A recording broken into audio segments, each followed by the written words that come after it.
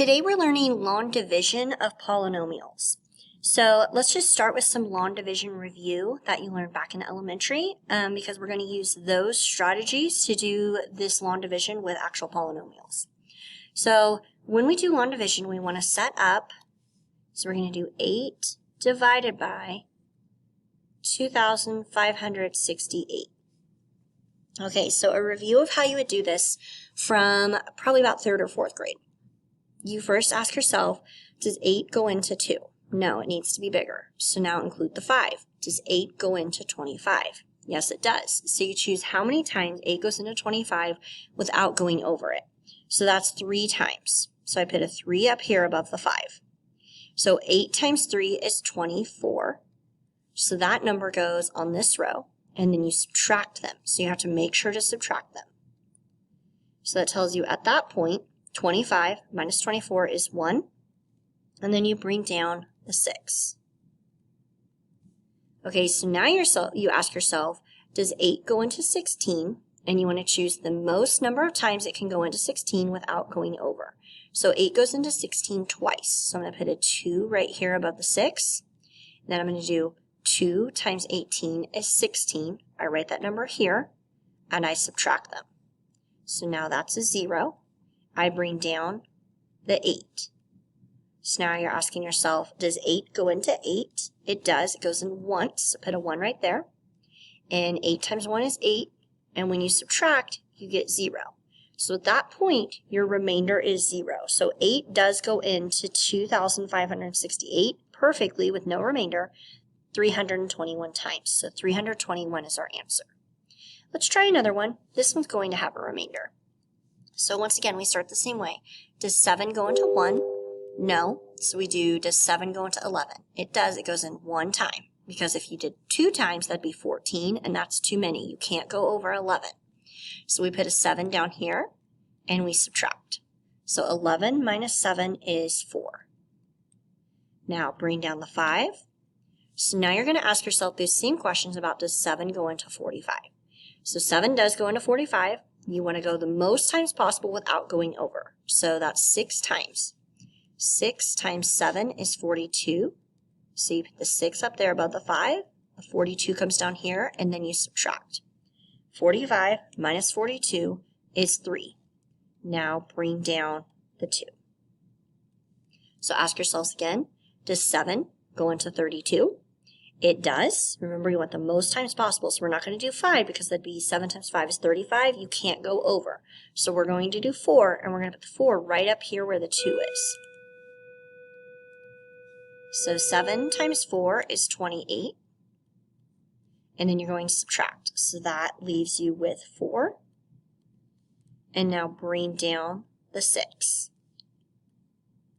All right, does 7 go into 46? It does. It goes in 6 times.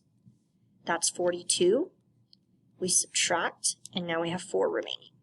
Now, technically, you could add on a decimal in zeros and keep going. Bring down the 0, keep going, and you could basically find a decimal answer.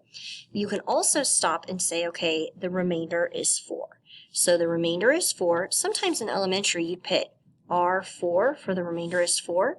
But it also means that it has a leftover of 4/7. So the 4 on the top is the remainder. The 7 is coming from out here with what you were dividing by. So it's 1,646 and 4/7 is the exact answer in a mixed number. So the reason we reviewed that is because we're going to do polynomial long division, and it uses just exactly the same strategies. It's just with polynomials. So we're dividing by x squared plus 3x plus 2. And what is being divided is 2x fourth plus 3x cubed. Now, there's no x squared. I need to put a placeholder in, so I'm going to put 0x squared. If you don't do that, it messes everything else up. So because there is no x squared, I need to put 0x squared to hold the place. And then plus 5x, and then minus 1. So your polynomials need to just go straight down to where if you're starting with a 4th power, then you have to account for a 3rd power, 2nd power, to the power of 1 and a constant. All right, so when we look at this, I'm going to go ahead and I'm going to know that I can make this x squared out here be an x to the fourth. So I want this leading term, x squared, to become 2x to the fourth. So what I ask myself is, what do I multiply by? X squared times what gets me 2x to the fourth? So I'm going to go ahead and color this just so you can kind of see the difference. So I'm going to multiply by 2x squared. And the reason I chose 2x squared is because I know that when I distribute, I'm going to get 2x to the fourth, which is the same as this leading term right here. I'm trying to match that. So I get 2x to the fourth plus 6x cubed, and then plus 4x squared. Okay, and so I'm going to write that 2x to the fourth plus 6x cubed plus 4x squared, and notice how I line up in a column the x to the fourth, the x cubed, the x squared. I have the like terms all in a column. Now remember, when we were doing long division, your next step, once you figured out what that number was to write what you had multiplied to get there up on the top. So I had multiplied by 2x squared, and I want to write it right here above the 0x squared because I'm keeping everything very specifically in a line. So I'm going to put the 2x squared up there. All right, now the other thing I had to do, if you recall, is once you found your number, like the 24 right here, then you'd subtract it. Or once you found the 16, then you'd subtract it. So we found our 2x to the fourth plus 6x cubed plus 4x squared. Now we need to subtract it, but you have to subtract everything in that row. So you're subtracting. So you have 2x to the fourth minus 2x to the fourth. That cancels out. That makes 0. 3x cubed minus 6x cubed. That's negative 3x cubed. 0x squared minus 4x squared is negative 4x squared. And then let's go ahead and let's bring down the plus 5x. Okay, I'm going to do this next step in orange to kind of differentiate. So now you're trying to figure out how can you make your x squared be this, negative 3x to the third. That's what tells you what you want to multiply by. So I want to multiply by negative 3x because if I take negative 3x times the x squared plus 3x plus 2, that's going to get me a leading term of negative 3x to the third. It's going to match that with what my goal is. So I'm going to distribute, and I'm going to get negative 3x to the third minus 9x squared minus 6x. So you put that polynomial down here. Now what you had multiplied to get there was minus 3x, so you need to write that up where your solution is going. So that minus 3x goes up here. Now remember what the rule was. Once you have that down, you are going to subtract all of that. So you need to go through. If you subtract everything, that changes all the signs. So minus and negative turns into plus.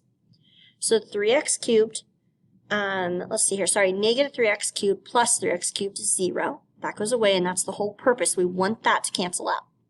So the negative 4x squared plus 9x squared is 5x squared. 5x plus 6x is 11x. Now bring down the minus 1. Okay, so we're going to go through and we're going to do this again.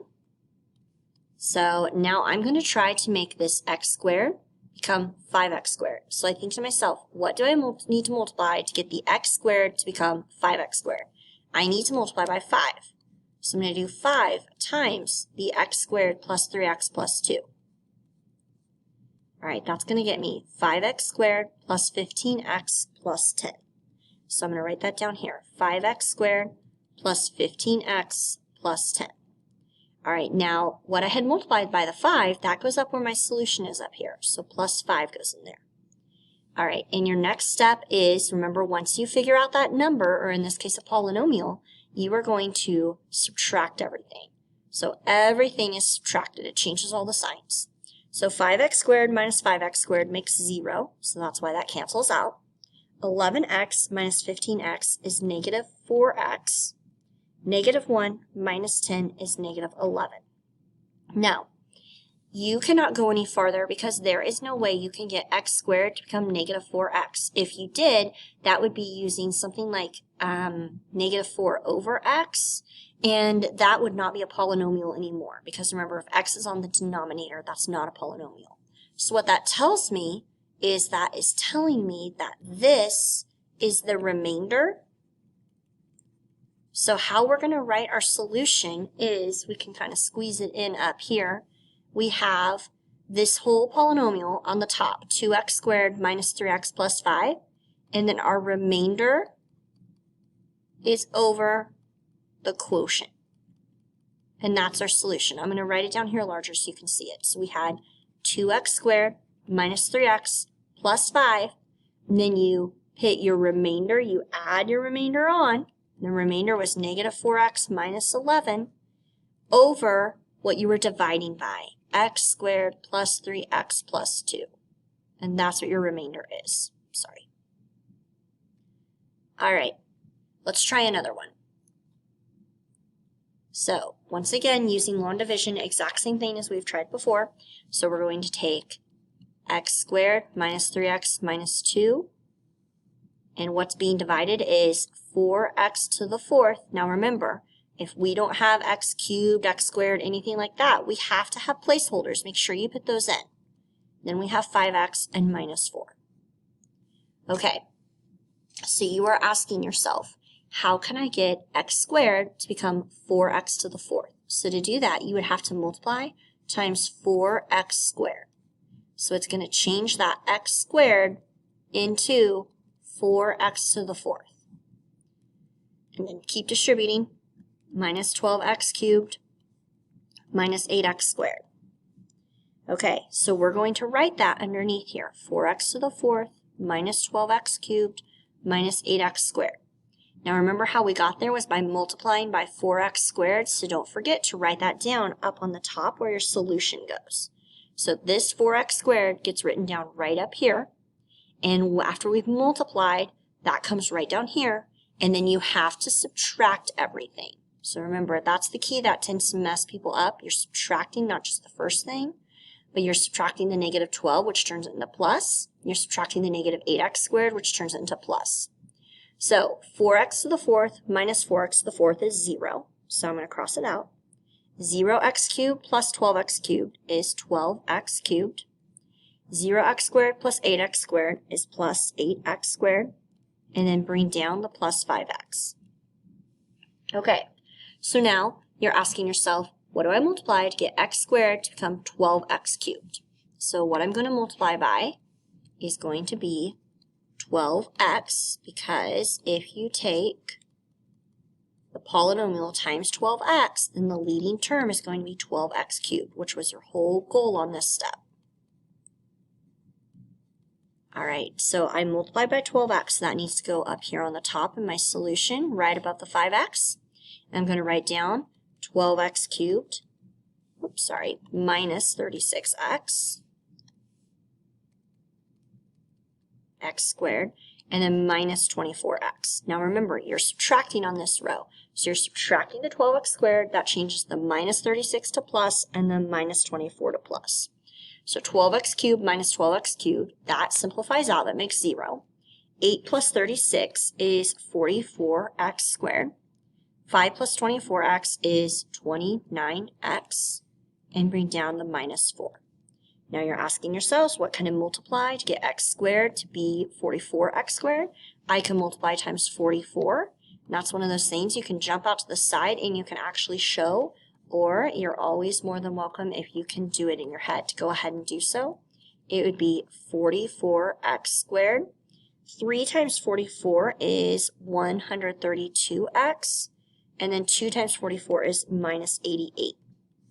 Now you're subtracting, so that turns into minus, plus, and plus. So 29 plus 132 is 161x. Negative 4 plus 88 is 84. That is your remainder. So that goes on top of the fraction. You're forming basically a polynomial with a remainder. And then on the bottom of this fraction is x squared minus 3x minus 2. So this whole thing is your solution right here. You have your polynomial with a remainder. And if you didn't get a remainder, then that means it divides imperfectly, which can also happen.